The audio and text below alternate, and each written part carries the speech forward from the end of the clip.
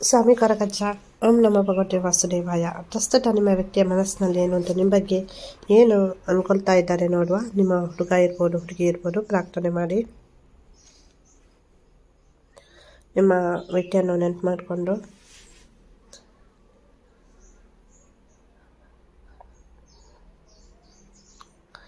ಇಲ್ಲಿ ನೀವು ಯಾವ ಥರ ಎಮೋಷ್ನಲ್ ಆಗಿದ್ದೀರಾ, ತುಂಬ ಟೆನ್ಷನಲ್ಲಿದ್ದೀರಾ, ಅದೇ ಥರ ನಿಮ್ಮ ವ್ಯಕ್ತಿ ಕೂಡ ಒಂದು ರೀತಿಯಲ್ಲಿ ತುಂಬ ಅಂದರೆ ಅವರ ಆಲೋಚನೆಯೇ ಒಂದು ರೀತಿ ತುಂಬ ಡಲ್ ಆಗಿ ಉಂಟು. ಖುಷಿ ಇಲ್ಲ ಅವರ ಲೈಫಲ್ಲಿ ಕೂಡ. ಏನಿದ್ರೂ ನೀವಿಲ್ಲದ ಲೈಫು ಅಥವಾ ನಿಮ್ಮ ಒಂದು ಪ್ರೀತಿ ಇಲ್ಲದ, ನಿಮ್ಮ ನಗು ಇಲ್ಲದ ಲೈಫು ಅವರಿಗೂ ಯಾಕೋ ಒಂದು ರೀತಿ ಮನಸ್ಸು ಸರಿ ಇಲ್ಲ. ನಿಮ್ಮಿಂದ ಕೆಲವರು ಇಲ್ಲಿ ಸ್ವಲ್ಪ ಆನ್ ಆ್ಯಂಡ್ ಆಫ್ ಸಿಚುವೇಷನಲ್ಲಿ ಉಂಟು, ಮತ್ತು ಕೆಲವರು ಥರ್ಡ್ ಪಾರ್ಟಿ ಸಿಚುವೇಷನ್ ರಿಲೇಟೆಡ್ ದೂರ ಆಗಿದ್ದಾರೆ. ನಿಮ್ಮ ಜೊತೆ ಇಷ್ಟ ಇಲ್ಲದ ಥರ ನಡ್ಕೊಂಡಿರ್ಬೋದು ಆ ವ್ಯಕ್ತಿ, ಆದರೆ ಮನಸ್ಸಿನಲ್ಲಿ ತುಂಬ ನಿಮ್ಮನ್ನು ಮಿಸ್ ಮಾಡ್ಕೊಳ್ತಾ ಇದ್ದಾರೆ, ತುಂಬ ನಿಮಗೋಸ್ಕರ ಹಂಬಲಿಸ್ತಾ ಇದ್ದಾರೆ. ಪ್ರೀತಿ ಮಾಡಿದ ಮನಸ್ಸು ಅಲ್ವಾ, ಸೊ ಅದು ನಿಮ್ಮನ್ನು ತುಂಬ ನೆನಪು ಮಾಡ್ಕೊಳ್ತಾ ಉಂಟು. ಅವರು ಆಲೋಚನೆ ಮಾಡುವ ರೀತಿ ನೀವು ಖುಷಿಯಾಗಿರಬೇಕು, ನಿಮ್ಮ ಲೈಫಲ್ಲಿ ಎಲ್ಲನೂ ಸರಿಯಾಗಿರಬೇಕು ಅಂತ. ಕೆಲವೊಂದು ಸಲ ಅವರಿಂದ ಬರುವಂತಹ ಮಾತು ಕಹಿ ಆಗಿರ್ಬೋದು ಅಥವಾ ರಫ್ ಆ್ಯಂಡ್ ಟಫ್ ಆಗಿರ್ಬೋದು. ಅದು ಅವರ ಕರೆಂಟ್ ಸಿಚುವೇಷನಲ್ಲಿ ಅವರ ಮನಸ್ಸಿನಲ್ಲಿರುವಂತಹ ಕೆಲವೊಂದು ಕಮೆಂಟ್ಮೆಂಟ್ಗಳು ಅಥವಾ ನೋವು, ಆ ಸಿಚುವೇಷನಲ್ಲಿ ನಿಮಗೆ ಏಕೆ ಪ್ರಾಬ್ಲಮ್ ಕೊಡಬೇಕು ಅನ್ನೋದು ಅವರ ಮನಸ್ಸಿನಲ್ಲಿ ಉಂಟು. ನೀವು ಅಂದರೆ ಇವಾಗ ಅವರಿಗೆ ಡೈರೆಕ್ಟಾಗಿ ನಿಮ್ಮಿಂದ ದೂರ ಆಗಲಿಕ್ಕೆ ಆಗಲ್ಲ, ಅಥವಾ ಅವರ ಸಿಚುವೇಷನನ್ನು ಹೇಳಲಿಕ್ಕೆ ಆಗ್ತಾ ಇಲ್ಲ ಇಲ್ಲಿ. ಹಾಗಾಗಿ ಆ ವ್ಯಕ್ತಿ ಸ್ವಲ್ಪ ನಿಮ್ಮ ಜೊತೆ ಮನಸ್ಸಿಗೆ ನೋವಾಗುವ ಥರ ನಡ್ಕೊಳ್ಬೋದು. ಬಟ್ ಅವರು ಕೊರಗ್ತಾ ಇದ್ದಾರೆ ಮನಸ್ಸಿನೊಳಗೆ, ಏನಕ್ಕೆ ನಾನು ನಮ್ಮ ಹುಡುಗಿಗೆ ಹಿಂಗೆ ಹೇಳ್ದೆ, ನಮ್ಮ ಹುಡುಗನಿಗೆ ಮನಸ್ಸಿಗೆ ನೋವು ಕೊಟ್ಬಿಟ್ನಲ್ಲ. ಬಟ್ ಇಲ್ಲಿ ಅಂದರೆ ತುಂಬ ಎಮೋಷ್ನಲ್ ಆಗಿ ಆಲೋಚನೆ ಮಾಡ್ತಾ ಇದ್ದಾರೆ. ಎಲ್ಲನೂ ಸರಿ ಉಂಟಂತ ಮೇಲ್ನೋಟಕ್ಕೆ ನೀವು ಅಂದ್ಕೊಂಡ್ರು ಅವರ ಲೈಫಲ್ಲಿ, ಬಟ್ ಯಾವುದು ಕೂಡ ಸರಿ ಇಲ್ಲ. ಏನೋ ಒಂದು ಒಳ್ಳೇದಾಗಬೇಕು ಅಂತ ಅವರ ಮನಸ್ಸಿನಲ್ಲಿ ಉಂಟು. ಆದರೆ ಇಲ್ಲಿ ಮನಸ್ಥಿತಿ ಎರಡು ವಿರುದ್ಧವಾಗಿ ಉಂಟು. ಮನಸ್ಸಿನಲ್ಲಿರುವಂತಹ ಪ್ರೀತಿಯನ್ನು ಹೇಳ್ಕೊಳ್ಲಿಕ್ಕೆ ಆಗ್ತಾ ಇಲ್ಲ, ಅಥವಾ ನಿಮ್ಮ ಜೊತೆ ಖುಷಿಯಾಗಿ ಇರಲಿಕ್ಕೆ ಆಗ್ತಾ ಇಲ್ಲ. ನಿಮ್ಮ ಜೊತೆ ಮಾತನಾಡುವಾಗಲೂ ಎಲ್ಲೋ ಆಲೋಚನೆ ಮಾಡಿ ಮಾತನಾಡ್ತಾರೆ. ಕರೆಂಟ್ ಸಿಚುವೇಷನಲ್ಲಿ ನಿಮ್ಮ ಜೊತೆ ಯಾರೆಲ್ಲ ನೋಡಿ ಕಾಂಟ್ಯಾಕ್ಟಲ್ಲಿದ್ದಾರೆ, ಆನ್ ಆ್ಯಂಡ್ ಆಫ್ ಸಿಚುವೇಷನ್ ಆಗ್ತಾ ಉಂಟು. ಬಟ್ ಇಲ್ಲಿ ಯಾರೆಲ್ಲ ನಂಬರ್ ಬ್ಲಾಕ್ ಮಾಡಿದ್ದಾರೆ ನೋಡಿ, ಅವರು ಅನ್ಬ್ಲಾಕ್ ಮಾಡ್ತಾರೆ. ಇಲ್ಲಿ ಒಂದು ಪಾಸಿಟಿವ್ ಸೈನ್ ಉಂಟು, ಎನರ್ಜಿ ಉಂಟು, ಖುಷಿಯಾಗಿರಿ. ಇಲ್ಲಿ ನಿಮ್ಮ ಜೀವನ ನೋಡಿದಾಗ ನೀವು ತುಂಬ ಟೆನ್ಷನ್ ಮಾಡ್ಕೊಳ್ತಾ ಇದ್ದೀರಾ. ಬರೀ ನಿಮ್ಮ ವ್ಯಕ್ತಿಯ ನೆನಪೇ ನಿಮಗೆ. ಅವರ ಬಗ್ಗೆ ಏನೇನೋ ಆಲೋಚನೆ ಮಾಡ್ತೀರಾ ಬೇಡದ್ದೆಲ್ಲ, ಅಂದರೆ ನೆಗೆಟಿವ್ ಆಗಿ ಅವ್ರು ನಮ್ಮಿಂದ ದೂರ ಆಗ್ತಾರಾ, ಇಲ್ಲ ಈ ಪ್ರೀತಿ ನನಗೆ ಸಿಕ್ಕಲ್ವಾ, ಅವ್ರು ನನ್ನ ಜೊತೆ ಮಾತನಾಡೋದೇ ಇಲ್ವಾ, ಸೊ ಆ ಥರ ಎಲ್ಲ ನೆಗೆಟಿವ್ ಆಲೋಚನೆ ಮಾಡ್ತಾ ಇದ್ದೀರಾ. ಹೌದಾ ಅಲ್ವಾ ಹೇಳಿ. ತುಂಬ ಡೀಪಾಗಿ ಅಂದರೆ ಯಾವ ಒಂದು ಸಂತೋಷದ ಮೂಮೆಂಟನ್ನು ಕೂಡ ನೀವು ಎಂಜಾಯ್ ಮಾಡಲಿಕ್ಕೆ ಆಗ್ತಾ ಇಲ್ಲ. ಯಾವುದು ಕೂಡ ನಿಮ್ಮ ಲೈಫಲ್ಲಿ ಖುಷಿಯಾಗಿ ಇಲ್ಲ. ಖುಷಿಯ ಕ್ಷಣಗಳು ಇದ್ರೂ ಅದನ್ನು ಅನುಭವಿಸ್ಲಿಕ್ಕೆ ಆಗ್ತಾ ಇಲ್ಲ. ಎಲ್ಲೇ ಇದ್ರೂ, ಏನೇ ಒಂದು ಕೆಲಸದಲ್ಲಿ ಇದ್ರೂ ನೀವು ಏಕಾಂತದಲ್ಲೇ ಇರುವ ಥರ, ಅಥವಾ ಏಕಾಂಗಿ ಆಗಿರುವ ಥರವೇ. ಏಕಾಂತ ಅಂದರೆ ಒಂದು ರೀತಿಯಲ್ಲಿ ಎಲ್ಲ ತಟಸ್ಥ, ಖುಷಿ ಇಲ್ಲ ಅಲ್ಲಿ. ಏಕಾಂತ ಅಂತ ನೋಡಿದವರಿಗೆ ಅನಿಸುತ್ತೆ, ಬಟ್ ನಿಮ್ಮ ಮನಸ್ಸು ನಿಮ್ಮ ವ್ಯಕ್ತಿಯ ಕಡೆ ಹಂಬಲಿಸ್ತಾ ಉಂಟು. ಕೆಲವರು ಇಲ್ಲಿ ಕಾಲ್ ಮಾಡಿದ್ರು ಸರಿಯಾಗಿ ಮಾತನಾಡ್ತಾ ಇಲ್ಲ, ಅಥವಾ ಎಲ್ಲೋ ಒಂದು ಕಡೆ ಮಾತನಾಡುವ ಥರ. ಮನಸ್ಸಿಗೆ ನಿಮಗೆ ತುಂಬ ನೋವಾಗ್ತಾ ಉಂಟು. ಈ ಸಿಚುವೇಶನ್ ಏನಕ್ಕೆ ನಮ್ಮ ಲೈಫಲ್ಲಿ ಬರ್ತಾ ಉಂಟು, ಯಾವಾಗ ಇದೆಲ್ಲ ಸರಿಯಾಗುತ್ತೆ, ಏನಾಗ್ತಾ ಉಂಟು ಅಂತವೇ ಗೊತ್ತಿಲ್ಲ. ಸೊ ಇಲ್ಲಿ ಪ್ರಾಬ್ಲಮ್ ಅಂತೂ ಸಾಲ್ವ್ ಆಗುತ್ತೆ, ಕ್ಲಿಯರ್ ಆಗುತ್ತೆ, ಬಟ್ ವೆಯ್ಟ್ ಮಾಡಬೇಕಾಗುತ್ತೆ. ಅವಸರ ಬೇಡ. ಕೆಲವರಿಗೆ ಇಲ್ಲಿ ಬೇಗ ಕ್ಲಿಯರ್ ಆಗುತ್ತೆ.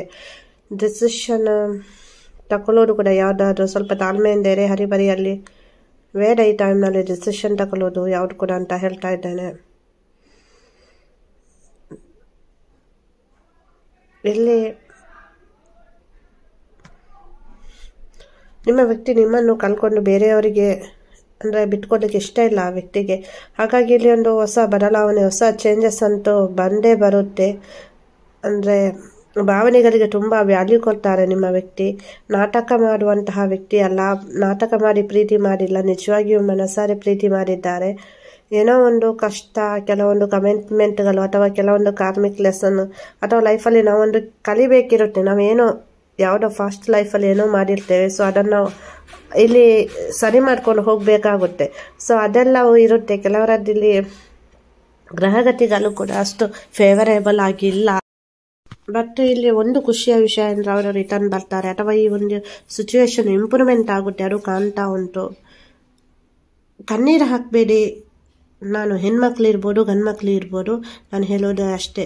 ಅಮಾವಾಸ್ಯೆ ಹತ್ತಿರ ಬರ್ತಾ ಉಂಟಾ, ಹುಣ್ಣಿಮೆ ಹತ್ತಿರ ಬರ್ತಾ ಉಂಟಾ, ಕಣ್ಣೀರು ಹಾಕಬೇಡಿ. ಆ ಟೈಮ್ನಲ್ಲಿ ನೆಗೆಟಿವ್ ಎನರ್ಜಿ ಜಾಸ್ತಿ ಆಗುತ್ತೆ. ಇವಾಗ ನೀವು ಕಣ್ಣೀರು ಹಾಕಿದರೆ ಹುಣ್ಣಿಮೆ ಟೈಮಲ್ಲಿ ಏನಾಗುತ್ತೆ, ಅದು ನಿಮ್ಮ ಮನಸ್ಸನ್ನು ಇನ್ನಷ್ಟು ಚಂಚಲ ಮಾಡುತ್ತೆ. ಚಂದ್ರದೇವರು ಮನಸ್ಸು ಕಾರಕ, ಹಾಗಾಗಿ ಮನಸ್ಸಿನ ಮೇಲೆ ತುಂಬ ಪರಿಣಾಮ ಬೀರುತ್ತೆ. ಮತ್ತು ಇದು ಕಾರ್ತಿಕ ಮಾಸದಲ್ಲಿ ನೀವು ಮಹಾದೇವನನ್ನು ಮತ್ತು ವಿಷ್ಣುವನ್ನು ಆರಾಧಿಸಿ. ಸೊ ಅಂದರೆ ಇದು ರಿಲೇಷನ್ಶಿಪ್ಗೆ ಸಂಬಂಧಿಸಿದ ಸಮಸ್ಯೆ ಬೇಗ ಸರಿ ಹೋಗುತ್ತೆ. ಪ್ರಾರ್ಥನೆಯನ್ನು ಮಾಡಿಕೊಳ್ಳಿ ಆ ಮಹಾದೇವನನ್ನು, ಹಾಗೆಯೇ ಮಹಾವಿಷ್ಣುವನ್ನು ಕೂಡ. ಖಂಡಿತವಾಗಿ ಒಂದು ರೀತಿಯಲ್ಲಿ ಬದಲಾವಣೆಯನ್ನು ನೋಡ್ತೀರಾ. ವರ್ಷ ಪೂರ್ತಿ ನೀವು ಪ್ರಾರ್ಥನೆ ಮಾಡ್ತೀರಿ, ಓಕೆ ಸರಿ, ಬಟ್ ಇದು ಕಾರ್ತಿಕ ಮಾಸದಲ್ಲಿ ಟ್ರೈ ಮಾಡಿ. ಒಂದು ಖಂಡಿತವಾಗಿ ಒಳ್ಳೆಯದಾಗುತ್ತೆ. ಒಂದು ರೀತಿಯ ಬದಲಾವಣೆಯನ್ನು ನೋಡ್ತೀರಾ ನೀವು ಈ ಸಂಬಂಧದ ರಿಲೇಟೆಡ್. ಅದನ್ನು ಮತ್ತೆ ಕಂಟಿನ್ಯೂ ಮಾಡ್ಕೊಂಡು ಹೋಗಿ. ಒಂದು ಮಂತ್ರ ಹೇಳೋದಾ, ಪ್ರಾರ್ಥನೆ ಮಾಡೋದಾ ನೋಡಿ. ಕೆಲವೊಂದು ಮಂತ್ರಗಳು ಹುಣ್ಣಿಮೆ ಟೈಮ್ನಲ್ಲಿ ತುಂಬ ಅಲ್ಟಿಮೇಟ್ ರಿಸಲ್ಟ್ ಕೊಡುತ್ತೆ. ಸೊ ನಾಳೆ ಹುಣ್ಣಿಮೆ ಉಂಟು, ಯಾರಿಗೆಲ್ಲ ಮಂತ್ರ ಜಪ ಮಾಡಲಿಕ್ಕಾಗುತ್ತೆ. ಸೊ ಇಲ್ಲ ಅಂದರೆ ಕೇಳಿಸ್ಕೊಳ್ಬೋದು, ಯಾವುದು ಕೂಡ ಮಂತ್ರ ಆಗಿರ್ಬೋದು. ನಿನ್ನೆ ಕೂಡ ನಾನೊಂದು ಮಂತ್ರ ಜಪ ಮಾಡಿಬಿಟ್ಟು ಹಾಕಿದ್ದೀನಿ. ಸೊ ಅಂದರೆ 1 ವರ್ಷದಲ್ಲೇ ನಿಮ್ಮದು ಮದುವೆ ಆಗುತ್ತೆ ಅಂತ. ಸೊ ಪ್ರಾರ್ಥನೆ ಮಾಡಿಬಿಟ್ಟು ಪ್ರತಿಯೊಬ್ಬರದ್ದು ಹೆಸರು ತಗೊಂಡ್ಬಿಟ್ಟು ನಾನು ಯಾರೆಲ್ಲ ಹೇಳಿದ್ದೀರ, ಸೊ ಪ್ರಾರ್ಥನೆ ಮಾಡಿಬಿಟ್ಟು ಮಂತ್ರ ಜಪ ಮಾಡ್ತೇನೆ.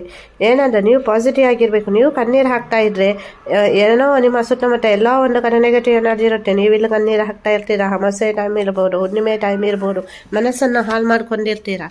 ಸೊ ಅದೆಲ್ಲವೂ ಬಂದು ನಿಮ್ಮ ಮೇಲೆ ಅಟ್ಯಾಕ್ ಮಾಡುತ್ತೆ, ನಿಮ್ಮನ್ನು ನಿಮ್ಮ ಕಡೆ ಆಕರ್ಷಣೆ ಆಗುತ್ತೆ. ಸೊ ಹಾಗಾಗಿ ನಂಗೆ ಅರ್ಥ ಆಗುತ್ತೆ ನಿಮ್ಮ ಮನಸ್ಥಿತಿ ಪರಿಸ್ಥಿತಿ, ಈ ಸಿಚುವೇಶನ್ ಏನಾಗ್ತಾ ಉಂಟು. ಬಟ್ ನೀವಿಲ್ಲಿ ಕಣ್ಣೀರು ಹಾಕಿದ್ರೆ ಅದು ಸರಿ ಹೋಗಲ್ಲ, ಇನ್ನಷ್ಟು ನಿಮ್ಮ ಸಮಸ್ಯೆ ಉಂಟಾಗುತ್ತೆ. ಸೊ ನಿಮಗೆ ಹೆಲ್ತ್ ರಿಲೇಟೆಡ್ ಇರ್ಬೋದು, ಮೈಂಡ್ ಆಪ್ಸೆಟ್ ಆಗಿರ್ಬೋದು, ಅಥವಾ ಇನ್ನೇನೋ ಮಾನಸಿಕವಾಗಿ ಏನೋ ಒಂದು ಸ್ಟ್ರೆಸ್, ಎಂತೆಂಥ ಮನಸ್ಸಿನಲ್ಲಿ ಆಲೋಚನೆಗಳು ಬರುತ್ತೆ. ಹಾಗಾಗಿ ಅಮಾವಾಸ್ಯೆ ಹುಣ್ಣಿಮೆ ಟೈಮ್ನಲ್ಲಿ ಸ್ವಲ್ಪ ಜಾಗ್ರತೆಯಿಂದಿರಿ. ಪ್ರೀತಿ ಮಾಡಿದ್ದೀರಾ, ಅದನ್ನು ಉಳಿಸ್ಕೊಳ್ಬೇಕು. ಅವರು ಸಿಗಬೇಕು ನಿಮ್ಮ ಲೈಫಲ್ಲಿ, ಎಲ್ಲನೂ ಸರಿ ಹೋಗಬೇಕು. ಹೌದು, ಅದೇ ನೀವಿಲ್ಲಿ ಸರಿಯಾಗಿ ಇರಬೇಕಲ್ವಾ. ಮನಸ್ಥಿತಿ ಎಲ್ಲ ಹಾಳು ಮಾಡ್ಕೊಂಡ್ರೆ ಆಗುತ್ತಾ? ನೆಗೆಟಿವ್ ಎನರ್ಜಿ ಎಲ್ಲ ಸುತ್ತ ಆಕರ್ಷಣೆ ಆದರೆ ಆಗುತ್ತಾ? ಇಲ್ಲ ತಾನೆ. ಸೊ ಹಾಗಾಗಿ ಹೀಲಿಂಗ್ ಇರ್ಬೋದು, ಗೈಡ್ಲೈನ್ಸ್ ಇರ್ಬೋದು. ಸೊ ನೀವು ಎಷ್ಟರ ಮಟ್ಟಿಗೆ ನಾನು ಫಾಲೋ ಮಾಡ್ತೀರಾ, ಎಷ್ಟರ ಮಟ್ಟಿಗೆ ನೀವು ತಗೊಳ್ತೀರಾ. ಸೊ ನಾನು ನಿಮ್ಮ ಸ್ವಂತ ಅಕ್ಕ ಅಂತ ತಿಳ್ಕೊಳ್ಳಿ. ಯಾವುದಕ್ಕೂ ಹೆಸಿಟೇಟ್ ಮಾಡಬೇಡಿ. ನನ್ನ ಜೊತೆ ಏನೇ ಒಂದು ವಿಷಯ ಇದ್ರೂ ಶೇರ್ ಮಾಡಿ. ಸೊ ಯಾರಿಗಾದ್ರೂ ಜಾಯಿನ್ ಬಟನ್ ಜಾಯಿನ್ ಆಗ್ಲಿಕ್ಕೆ ಇದ್ರೆ ಜಾಯಿನ್ ಆಗ್ಬೋದು. ಸಬ್ಸ್ಕ್ರೈಬರ್ ಪಕ್ಕದಲ್ಲಿ ಜಾಯಿನ್ ಬಟನ್ ಉಂಟು. ಪರ್ಸನಲ್ ಲೀಡಿಂಗ್ ಮಾಡಿಬಿಟ್ಟು ನಿಮಗೆ ನಾನು ಗೈಡ್ಲೈನ್ಸ್ ಕೊಡ್ತೇನೆ. ಕೆಲವೊಂದು ಮಂತ್ರಗಳನ್ನು ನಾನು ಜಪ ಮಾಡಿ ಹಾಕ್ತೇನೆ, ಕೆಲವೊಂದು ತಂತ್ರಗಳನ್ನು ಹೇಳಿಕೊಡ್ತೇನೆ, ಕೆಲವೊಂದನ್ನು ನಿಮಗೇನೆ ಹೇಳ್ತೇನೆ. ಜಾಯಿನ್ ಆಗ್ಲಿಕ್ಕೆ ಇದ್ರೆ ಜಾಯಿನ್ ಆಗ್ಬೋದು. ಹಾಗೇನೆ ಪರ್ಸನಲ್ ಪ್ರಾರ್ಥನೆ ಕೂಡ ಎಲ್ಲರಿಗೂ ಮಾಡ್ತೇನೆ. ನಿಮಗೆ ಸಣ್ಣ ಸಣ್ಣ ವಿಷಯಗಳು ಈ ಅಮಾವಾಸ್ಯೆ ಹುಣ್ಣಿಮೆ ಎಂಥದುಂಟು ಅದರಲ್ಲಿ ಬರುತ್ತೆ ಹೋಗುತ್ತೆ ಅಂತ ನೀವು ಅನ್ಕೊಳ್ಬೋದು. ಬಟ್ ಅಲ್ಲಿ ಕೆಲವೊಂದು ಶಕ್ತಿಗಳು ಉಚ್ಚ ಸ್ಥಾನದಲ್ಲಿರುತ್ತೆ. ಕೆಲವೊಂದು ತಂತ್ರವಿದ್ಯೆಗಳನ್ನು ಆ ಟೈಮ್ನಲ್ಲೇ ಮಾಡ್ತಾರೆ. ಸೊ ಅದೆಲ್ಲವೂ ನೀವು ಕಣ್ಣೀರು ಹಾಕೋದು, ದುಃಖ ಪಡೋದು, ವ್ಯಥೆಯಲ್ಲಿರೋದು, ಅವಾಗೆಲ್ಲ ನಿಮ್ಮ ಮೇಲೆ ರಾಣಿ ಮಾಡುತ್ತೆ. ಸೊ ನೀವು ಒಬ್ಬ ವ್ಯಕ್ತಿ ಮಾನಸಿಕವಾಗಿ ತುಂಬಾ ಸ್ಟ್ರಾಂಗ್ ಆಗಿರಬೇಕು, ಮೆಂಟಲಿ ಆಗಿ. ಸೊ ಆವಾಗ ಮಾತ್ರ ಎಂಥದ್ದೇ ಒಂದು ಸಿಚುವೇಶನ್ ಬಂದ್ರು ಹ್ಯಾಂಡಲ್ ಮಾಡಲಿಕ್ಕೆ ಆಗುತ್ತೆ. ಸೊ ಹಾಗಾಗಿ ನಾನು ನಿಮ್ಮ ಜೊತೆ ಒಂದು ಪರ್ಸನಲ್ ರಿಕ್ವೆಸ್ಟ್, ಈ ಟೈಮ್ನಲ್ಲೆಲ್ಲ ಕಣ್ಣೀರು ಹಾಕ್ಲಿಕ್ಕೆ ಹೋಗಬೇಡಿ, ಕೂಲ್ ಆಗಿರಿ, ಮನಸ್ಥಿತಿಯನ್ನು ಸರಿಯಾಗಿ ಇಟ್ಕೊಳ್ಳಿ. ಏನೇ ಒಂದು ವಿಷಯ ಇದ್ರೂ ನನ್ನ ಜೊತೆ ಹೇಳಿ, ನಾನು ನಿಮಗೆ ಒಂದು ಪರ್ಸನಲ್ ರೀಡಿಂಗ್ ಮಾಡ್ತೇನೆ, ಹಾಗೇನೆ ಪರ್ಸನಲ್ ಪ್ರಾರ್ಥನೆ ಮಾಡ್ತೇನೆ. ನೀವು ನನ್ನ ಪ್ರಾರ್ಥನೆಯ ಸಮಯದಲ್ಲಿ ಪ್ರತಿಯೊಂದು ಸಮಸ್ಯೆನೂ ಕ್ಲಿಯರ್ ಆಗ್ತಾ ಬರುತ್ತೆ. ಸ್ವಲ್ಪ ಟೈಮ್ ತಗೊಳುತ್ತೆ, ಕೆಲವರಿಗೆ ಬೇಗ ಆಗುತ್ತೆ, ಮತ್ತೆ ಕೆಲವರಿಗೆ ಸ್ವಲ್ಪ ಡಿಲೇ ಆಗುತ್ತೆ. ಸೊ ಹಾಗಾಗಿ ಯಾವುದಕ್ಕೂ ಅತಿಯಾಗಿ ಆಲೋಚನೆ ಮಾಡಬೇಡಿ. ವಿಡಿಯೋ ಇಷ್ಟ ಆದರೆ ಲೈಕ್ ಮಾಡಿ, ಶೇರ್ ಮಾಡಿ, ಹಾಗೇನೆ ಸಬ್ಸ್ಕ್ರೈಬ್ ಮಾಡಿಲ್ಲ ಅಂದ್ರೆ ಸಬ್ಸ್ಕ್ರೈಬ್ ಮಾಡಿ. ನಾನು ಕೆಲವೊಂದು ಮಂತ್ರಗಳನ್ನು ಹಾಕ್ತೇನೆ, ಕೆಲವೊಂದು ತಂತ್ರಗಳನ್ನು ಹೇಳಿಕೊಡ್ತೇನೆ. ಸೊ ಅದು ಯಾವುದು ಕೂಡ ನಿಮಗೆ ಮಿಸ್ ಆಗಲ್ಲ. ಎಲ್ಲರಿಗೂ ಒಳ್ಳೆಯದಾಗಲಿ. ನಾನು ಆರಾಧ್ಯದೇವಾದ ಕರಗಜ ಹಾಗೂ ಮಹಾವಿಷ್ಣುವಿನ ಮಹಾದೇವರ ಅನುಗ್ರಹ ಸದಾ ನಿಮ್ಮ ಮೇಲೆ ಇರಲಿ ಅಂತ ಪ್ರಾರ್ಥಿಸುತ್ತೇನೆ.